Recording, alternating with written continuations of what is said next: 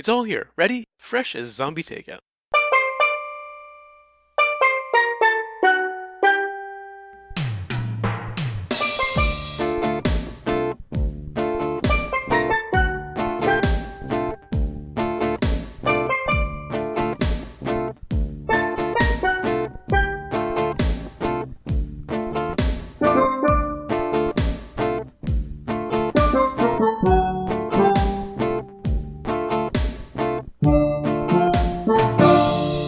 What's up? Welcome to episode 255 of Zombie Takeout, the B-Movie and Cult Movie Podcast. I'm Uncle John. And I'm Scotto.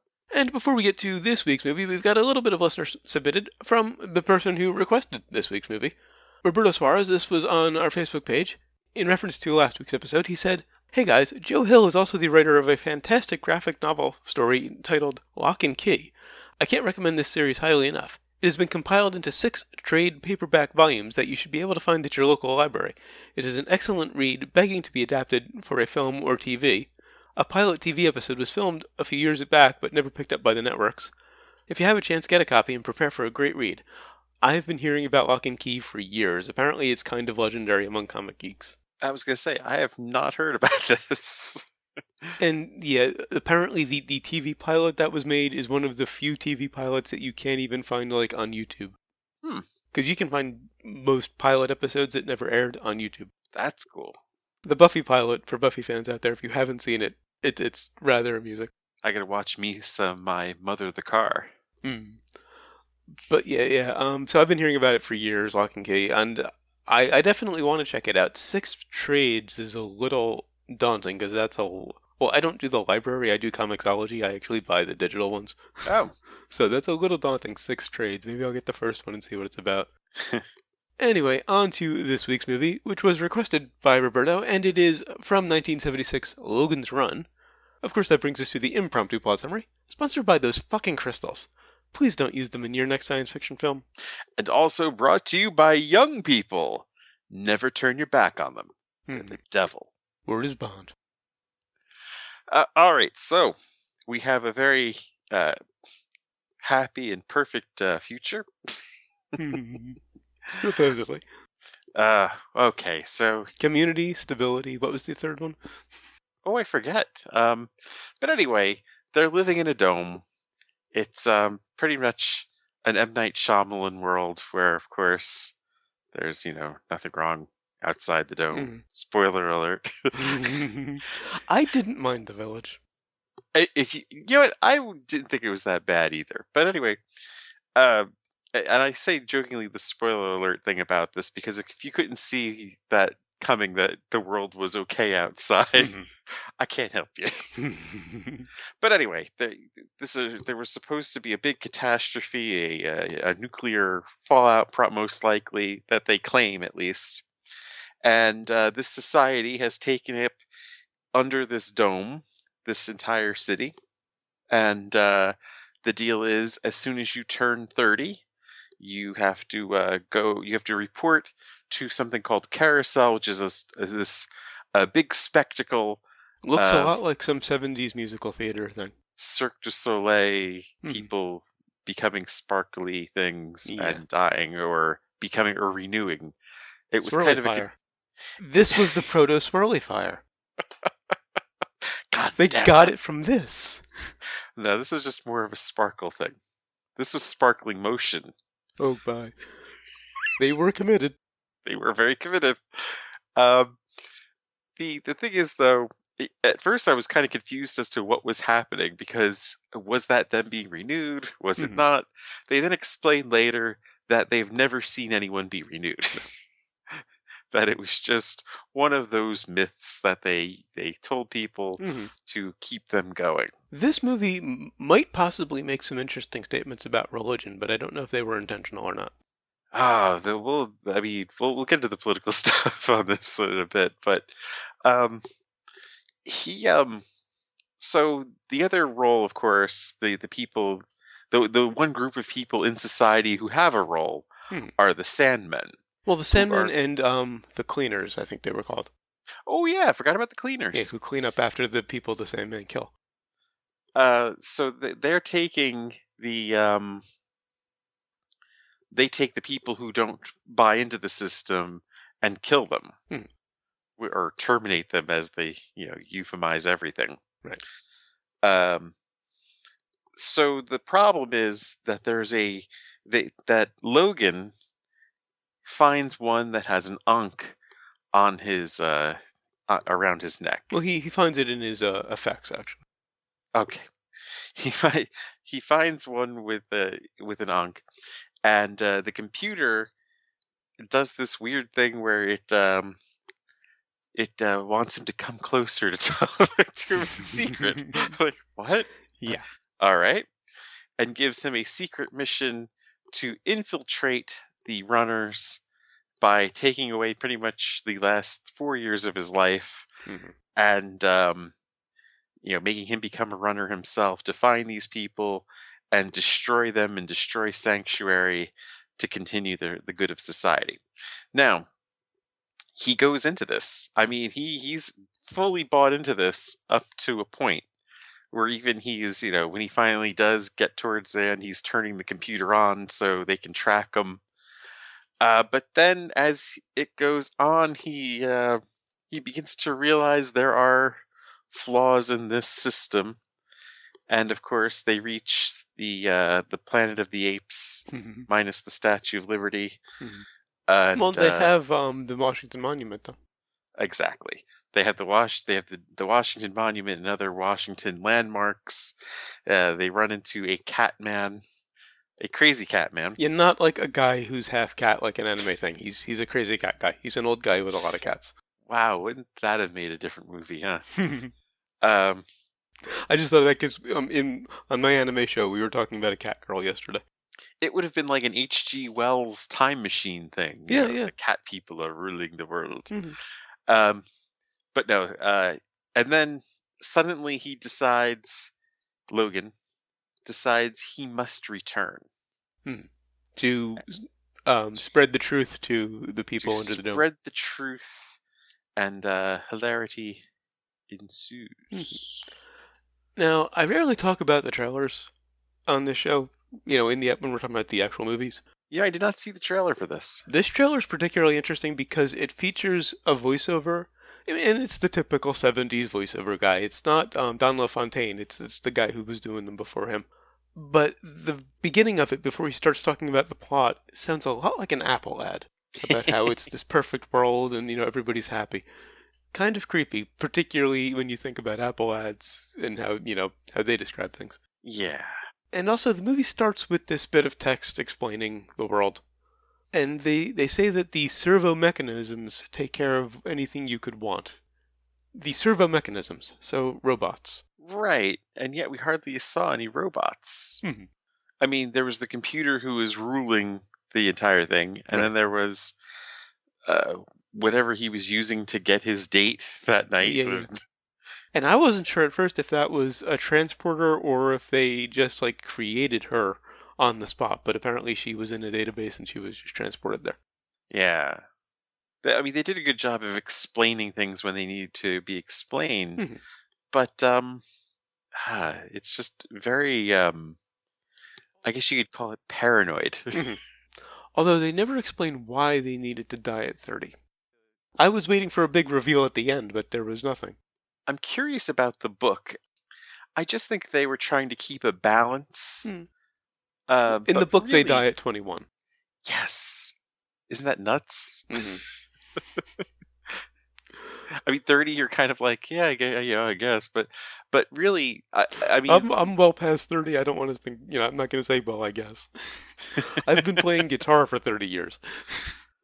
But the thing is, the book, which was written in the mid-60s, is just overly paranoid about youth culture. 30 actually makes sense in that context, because it's the whole don't trust anyone over 30 thing.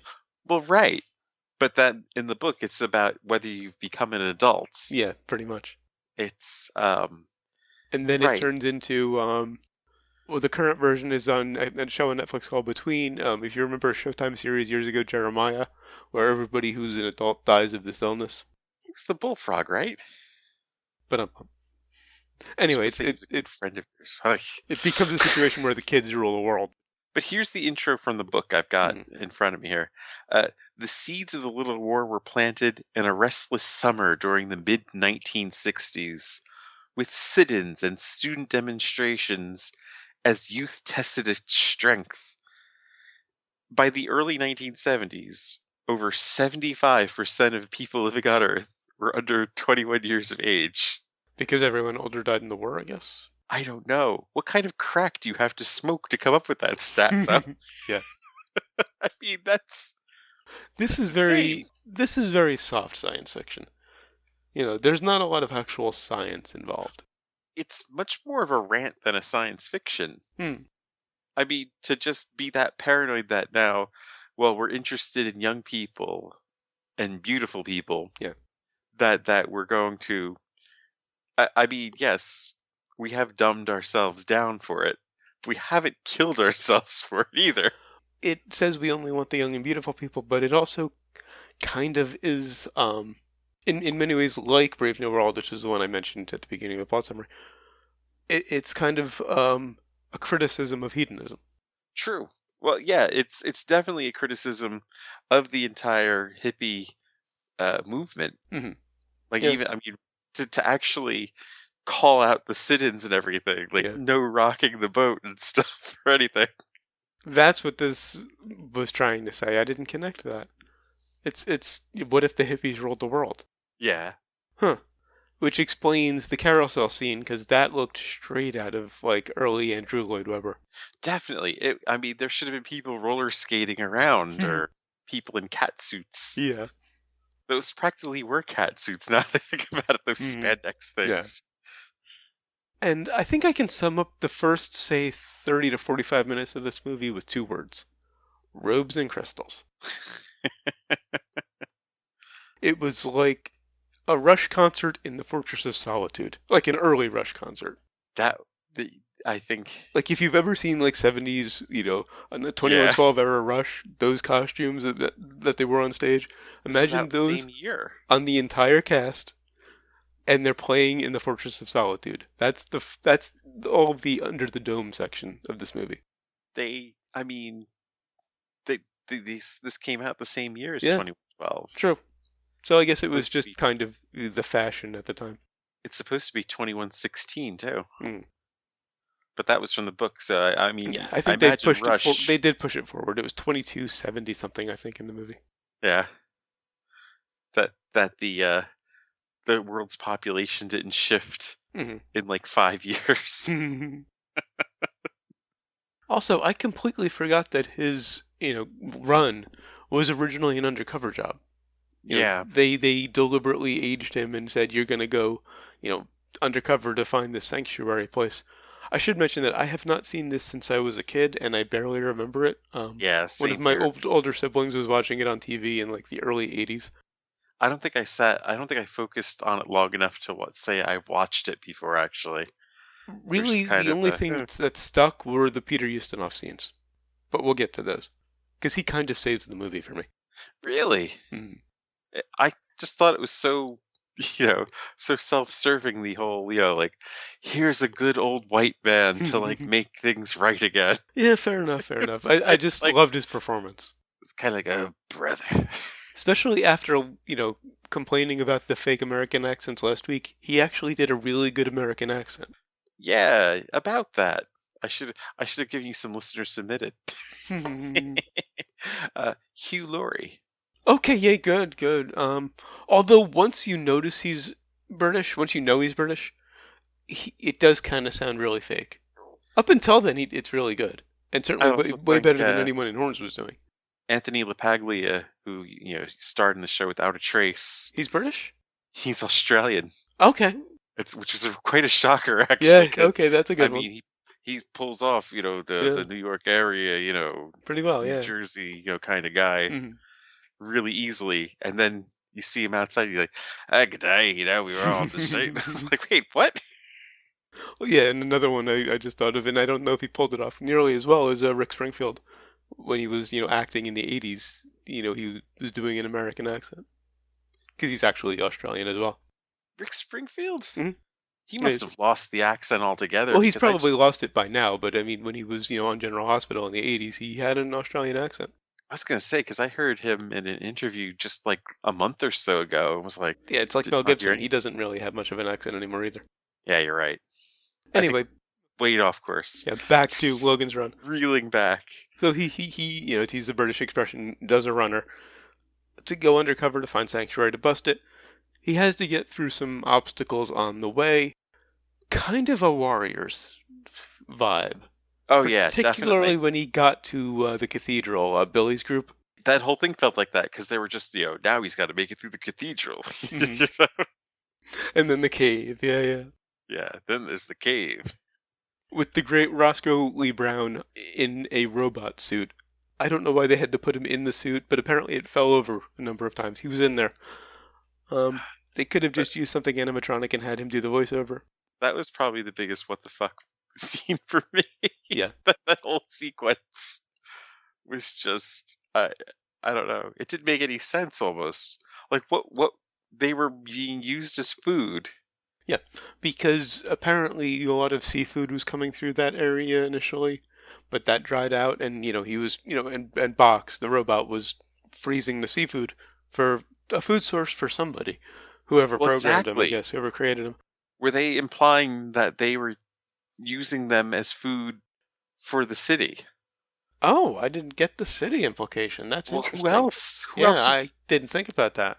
But the other thing is, though, if they're being frozen, when Hmm. are they being used as food?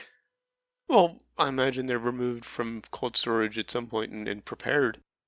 I mean, it's kind of what I was assuming was going on in the first place, anyway, of taking the people that get old and then cycling them Yeah, in, somehow back. makes sense. I mean, it is kind of like the whole thing of being renewed Yeah. in one sense or another. Incidentally, that scene in the ice cave would have been a lot trippier because apparently there was a scene where Box wanted to make a nude ice sculpture of Logan and Jessica. It was cut for the rating to keep a PG. Although there was quite a bit of nudity in this. I don't know I, if it that's the got a thing PG. with like I guess like the late 70s Mhm. that they were able to get rid. They were very forgiving Yeah. of nudity in films back then. Although it always shocks me when I see gratuitous nudity in anything made before the 80s. I just forget that they could do that back then. It was much more casual back at that Mm. point, though. Um, I mean, it wasn't the full walkabout, of course, but I Yeah. mean, For that, you have to go to the Swedish stuff. you get the coupling reference, man. Yes. Jenny Gutter, Hmm. walkabout. Oh, I can't see her name, see her without thinking of Steve from Coupling. Okay. I was already there.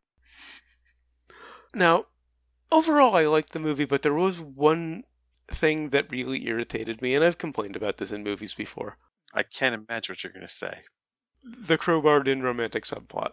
Oh, I thought it was gonna be crystals. Oh, no, well, yeah, of course, crystals. I've already complained about the crystals. Fucking crystals. At least they were just kept to the things in the palm. They weren't, magical. Or They at were least like in the unduly book. They were magical. like flower palm. I Yeah, they mean, were a flower thing in the book, yeah. yeah, to make it like the flower children, of course. But okay, so she takes him to Sanctuary, and it's established that her intention is ultimately to kill him because he's a cop, Yeah. and he's the one to bust the place. And of course, they have to fall for each other. The movie would have worked perfectly without that. You think so? Oh yeah, it was completely unnecessary. Have them bond to some extent because they're stuck with each other, but they don't need to get romantic. Uh, I couldn't have seen this working without that, though, because they would have killed each other, literally, Well, I think it would have been more fun if if they they were had. bickering the entire way. There needed to be more of that Tracy Hepburn kind of bickering thing going. Perhaps. They got along way too well. Yeah, okay, I can see your point there. Yeah, what really, I think just the general storytelling is really what didn't work here. I mean, granted, I don't agree with the ideas this guy has, Mhm. but it could have made a very interesting story. Mhm. But it felt the actual plot felt very forced. There didn't seem like a logic from point A to point B. Yeah. Um, like Francis being this crazed, obsessed Sandman Mhm. who just wouldn't give up the ghost. Right. I mean, a man who literally sees the sun for the first fucking time, sees the outside world, Yeah. ignores it all just to try to kill his friend. Mhm. And really just to prove himself in his job is really what it came down to. It was never explicitly stated, but the subtext I got was that he was kind of under Michael York. I can't think of the character's name. Logan? Logan. It's just in the The title of the title? movie. Francis was kind of in Logan's shadow, and taking him down would kind of give him a chance to step out of it. I just That was all subtext. I could be completely wrong. Yeah, I don't know. I mean, you could have said more that he had a thing for Logan himself. Or they could have gone that way, yeah. Yeah, and they kind of did imply that things were more casual in this Yeah. era, but No, it's based on the sexual revolution. you're very right, and they did imply that it wouldn't have been out of the question. Mm-hmm. However, it just didn't make any sense, and then just when you thought it didn't make any sense, his death scene was just so badly choreographed. Oh yeah. Well, that whole fight in the is it the Capitol building? I think it's the Senate. Senate. Yeah. It is the Capitol building. Well, part of the Capitol building. That whole fight scene kind of made no sense because okay, he's got the gun trained on them. She sneaks up, throws the gun away. Instead of going after the gun, he jumps at Logan. Yeah. And then somehow these guys who were raised in this hippie, peaceful society, who are probably only trained with guns, know how to fight hand to hand and use weapons like melee In the weapons. book, they were trained in some form of martial arts. Oh, okay. Which, of course, is never actually exhibited here. Mm. It's more of just a random game of grab ass. But I mean, he used a flagpole. Yeah. He didn't hit him that hard with it. No. And I'm like, wait a minute, he's dead from that? Are you shitting me? It was just terribly choreographed. Yeah. Well, it was just a bad fight scene in general. Yeah, very just true. From a writing standpoint, from a blocking standpoint. Right, that is true. How would you choreograph that to actually make it make sense? Well, yeah. Because it's just the whole principle of he hit him with the flagpole and it killed him with it. Well, okay, you could kill him with the flagpole, but you have to pierce him. Yes. Maybe do that. He thwacked him over the head with the flagpole, not even enough to break the flagpole. No. And then hit him in the back. Again, not enough to break the bowl. Right. And that was enough to kill him, according to... This is a piece of wood that's been sitting there collecting dust for hundreds of years. So it would have broken pretty easily. And again, I got to point out, they never explain why they're killing everybody at 30. At first, I thought it was maybe to cover up some kind of conspiracy in the past when they, got to DC and saw that everything was, okay. Maybe they started killing the older people because they would remember it. Right. You wish that there was some point to that, mm-hmm. But the movie took the point away, you know? Though I do like the choice of DC for Sanctuary. But that wasn't Sanctuary. Yeah, it wasn't actually Sanctuary. I have in my notes that when they get there, it kind of feels like, okay, this is Sanctuary. But it didn't turn out to be, no. It could have been, actually. Yeah, but I think DC was an interesting choice.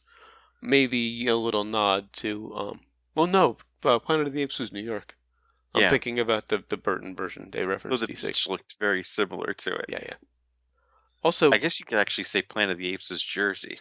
Well, yeah, technically, yeah, because Statue of Liberty, right? Yeah.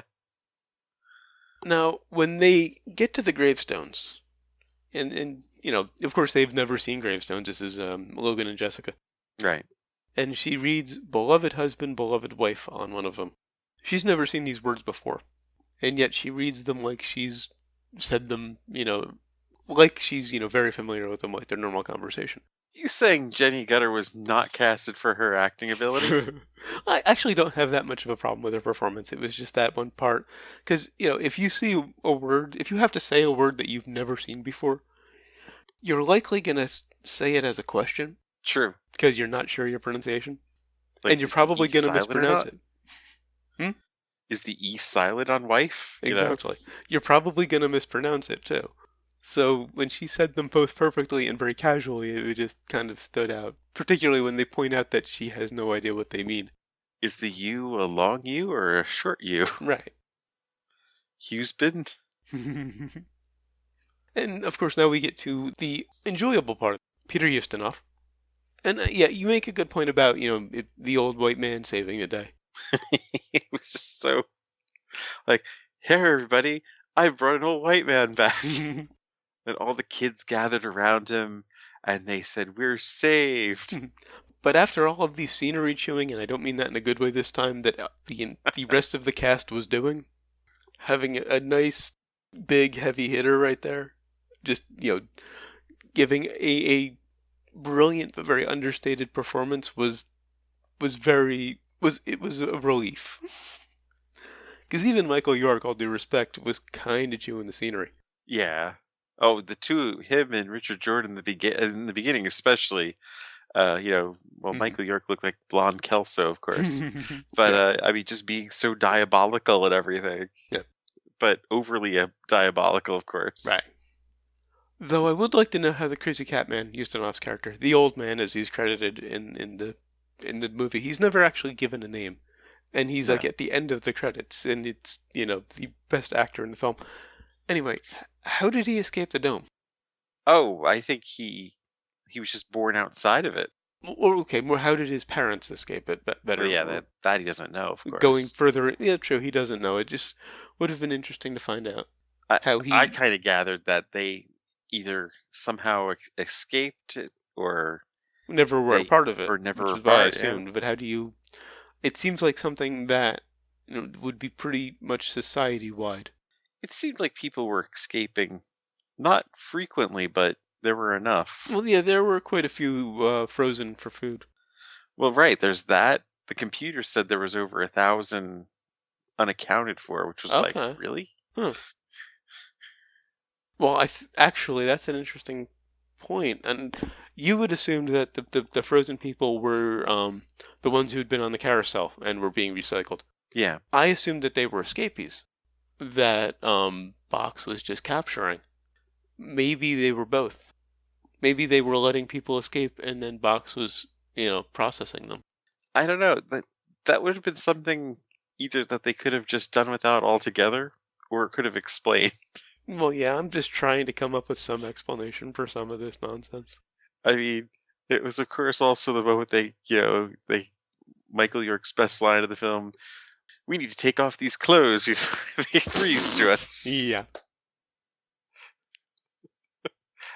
And then let's put them right back on. Yeah, yeah. Oh, I gotta shout out Jerry Goldsmith who did the score. He came up with two distinctive sound palettes. Strings, keyboards, and abstract electronics for In the City and full orchestra for Outside, which gave Oh, it a okay. really nice punctuation. You knew when you were inside because you were getting all of the found sounds and electronic stuff, and then you get outside and it's very conventional and orchestral. In the Planet of the Apes, you mean? Yes. Oh, also there was a Nixon reference that got cut. Really? One of the presidential portraits. And apparently, Old Man had a line that said they used to call him Tricky something. Well, that's just cheesy. Well, according to the director, it was considered too controversial for the time and was dropped. This was 76. I mean, it's already done. Well, yeah, but I mean, his presidency ended what, 72? 2 years earlier. 74. 74. Yeah, I guess it would have. Well, a different time, I guess. I guess that would have been considered too soon. It's kind of the problem with the story and the film is the conservative Mm. bent that's just, I don't know, not really, kind of stifling it really. Yeah, it too clearly has an agenda. Yeah, it's not an agenda that's woven into something. Mhm. It's just flat out, these stupid kids, if they ran this shit, they would just kill all the old people. Uh, it doesn't get more, I don't know, just blunt than that, really. Yeah. And I've seen the "What if kids ran the world" thing, and you of course that's going to go badly, and You're then right. 21 makes more sense than 30, because if 30 was the cap, it could survive. If 21's the cap, there's problems. On the show Between, which is on Netflix, I watched that recently. There's a virus that kills everyone 22 or older. So you really have kids running this town, and it's a great illustration of what would happen in that situation. So anyway, back to the movie again. Um, Logan, Jessica, and the old man come back to the city. He's going to try to liberate people. Well, yeah, and that just seemed so out of the blue also. Hmm. Just like, my friend here, the guy who, was my buddy for all this time, has just obsessively hunted me down despite seeing this whole new world. Hmm. He couldn't even see past that and still tried to kill me. But hey, you know what's a good idea? Let's go back to people that didn't even feel that strongly about me, and let's try to explain to them everything we've seen Yeah. without showing them first. And Jessica says they'll kill you, Right. flat out. Of course. And this is where I think it makes some interesting statements about religion, possibly. Because the first thing he gets there, he goes to the carousel ceremony, and he shouts, it's not true. Nobody's being reborn. Basically, there's no heaven. Hmm. And then, he gets apprehended, of course, and they're probing his mind. And he really didn't find sanctuary. So he's not giving the computer the answer it wants. It's obsessed with finding sanctuary. And yeah, that was a problem too. Just the whole does not compute. Well, and when it finally, gets through to the computer that there really is no sanctuary, it blows up. It's kind of like A fallibility. it has a crisis of faith. Yeah. It's so convinced that this thing is out there that when it's faced with the evidence that it's not, it has a meltdown. I would more interpret this though as a faith in government. You know, Okay, yeah, I think that to me that just fits in more yeah, with the rest of the theme. yeah, you're right. That you to blindly follow your government. Hmm. Are you just going to walk into the chamber on your own and Hmm. give your life just because they're telling us it's Yeah. the time to do it? Did you catch the Wilhelm when everything was falling apart? No, The computer, blows up and everything. The entire city starts to topple. of course. And Logan and Jessica are kind of shooting their way out of the city, and there's this random Wilhelm in the middle of nowhere. I loved it. There were a few scenes where they just had like terrible rubble. Hmm. This was actually the final collapse was better than the one battle scene where there was just rubble falling Oh yeah. everywhere and it was obviously not real. Hmm. That was in the ice cave because I have in my notes right next to each other. Surprisingly for its age, I can't complain about most of the effects because I think most of the effects were really solid. Then the ice cave collapse happened, and that made up for all the other good effects. Whoa, Lily. Uh, well, of course, a tip here: if you're gonna use a model, Mm. don't do a close up of the model. Yeah, no. Although Like, the model at the very beginning, I think, was good. it looked good at first, and then they came in for a close up of the Yeah, model, yeah, yeah. and then you pretty much started seeing the plasticness of it. Hmm. That opening shot actually reminded me a lot of Metropolis. Oh yeah, definitely. They pretty much borrowed heavily from it, I think. Of course, I should point out that Star Trek Next Generation episode Tapestry borrowed heavily from Logan's Run.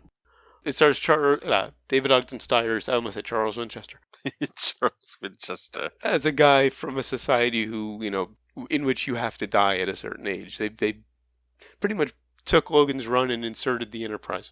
I think they pushed it to a good like Oh yeah, they of 60 or course something. improved on it. Oh yeah, that's right. He was quite a bit older because it was David Ogden Stiers in Right. '93. So yeah, he was probably about 60. Or whatever age their alien Mhm. species would get to that they would Right, right. consider, time to cut off. Oh, speaking of television, apparently it spawned a short-lived 14-episode American TV version on CBS. It aired in '77 and '78. I vaguely remember this. I think I'm gonna have to check YouTube. Yeah, I don't remember that at all. All right, I'm done with my notes. I am too. On to sequels and remakes. Oh, wait a minute. One. Okay. We almost forgot one part. The trippiest part of the movie, the love room. Oh yes, yes. That was when I thought, I'm always surprised by nudity in anything before the 80s. And apparently that was cut down. That Was was it cut now? that was cut down for the censors, as was several characters visiting the hallucin mill in the arcade. Wow. So I wonder when a director's version's going to come out of this. Unfortunately, all of this footage was lost when the studio archives were Oh, thrown wow. out. It was before the time of DVDs. You never knew, Yeah. they never thought they were going to be releasing director's editions. Oh, this isn't okay. It's Kerkorian, not Kevorkian. Kirk Kerkorian, the studio owner at the time, sold off what he could of the studio's extensive archives and threw the rest out. It's the great MGM purge. So yeah, Oof. there won't be a director's version or a extended version. Because, surprisingly, for a 2-hour movie, the pacing Oh, it was worked. pretty good. Yeah. It took a bit too long to get out. It took like an hour. It took about half the movie to get outside, Well, yeah. And I which think I that guess makes makes sense. sense. Yeah. I don't know. It seemed a little slow once they got out, until they got to Houston off. Well, then it was kind of meandered once they got out. Then it was Yeah. kind of like, okay, what are we going to do now? Hmm. We're going to go find this guy. And then what are we going to do? Oh, we'll go back. That's when it Which, became the Warriors. of course, the thing was, that's where it really departed from the original material. Ah. Because there is a sanctuary in the book. Oh. So all of that was like, it's way different. Hmm. That's interesting. I wonder why that change was made. Oh, it's the from what I was reading, the book is way different. Hmm. It's still the same, Yeah.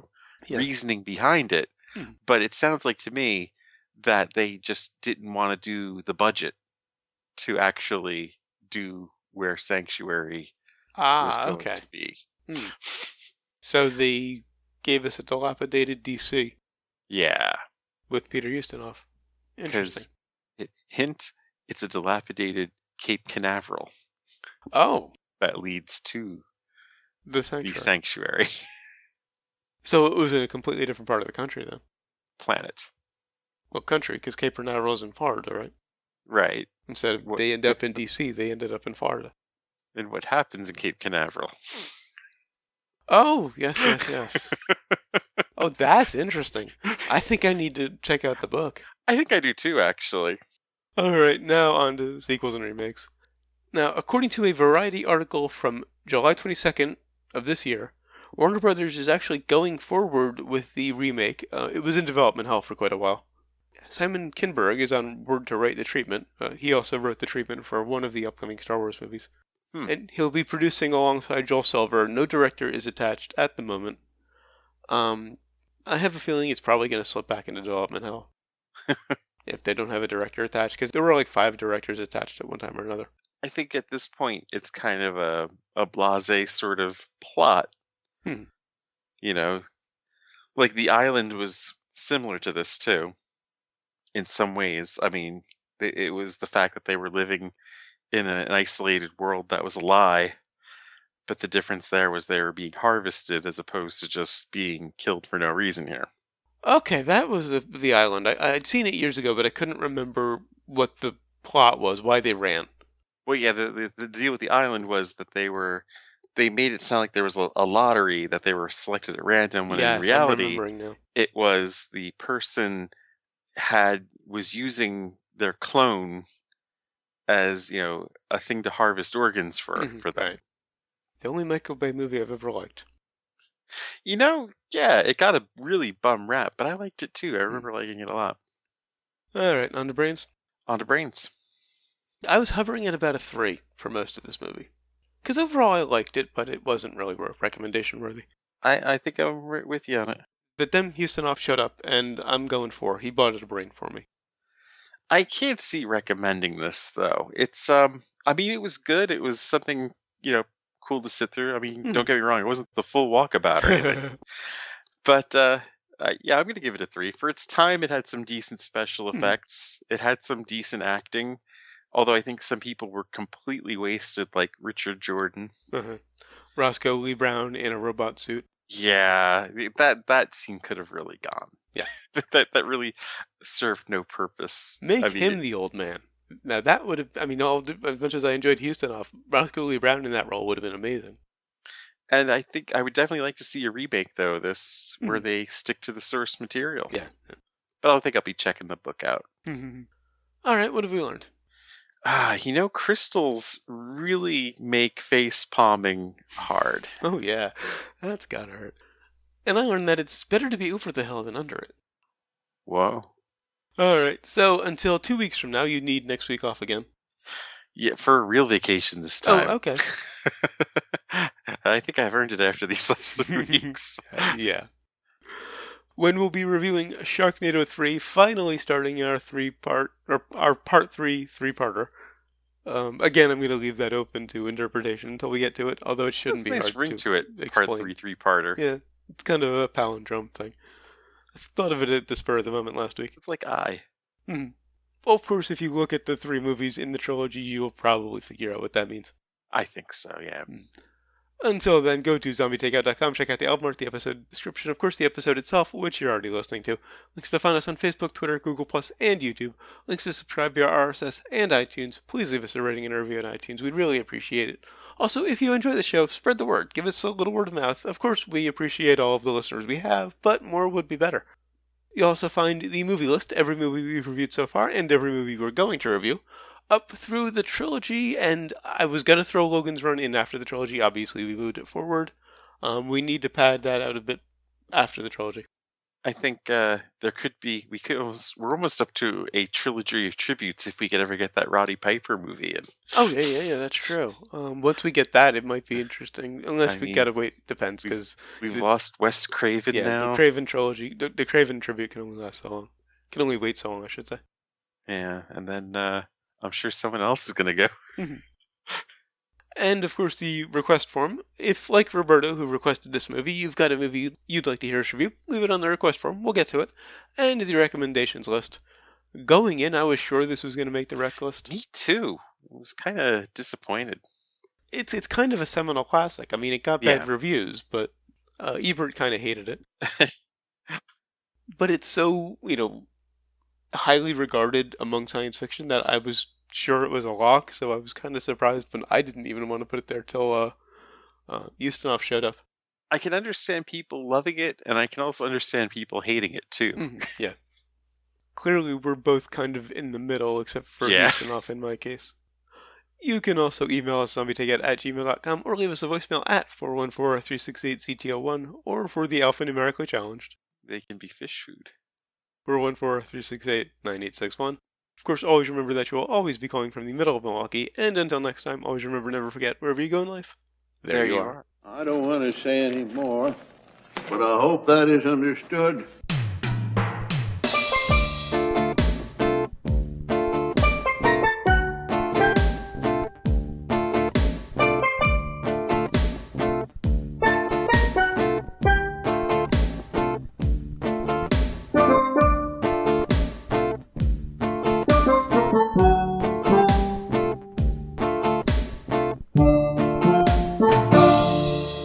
Never turn your back on them.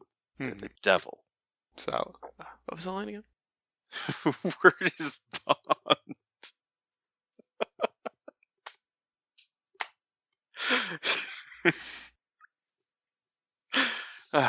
Where should we take that from? I'll just take word is bond. Okay.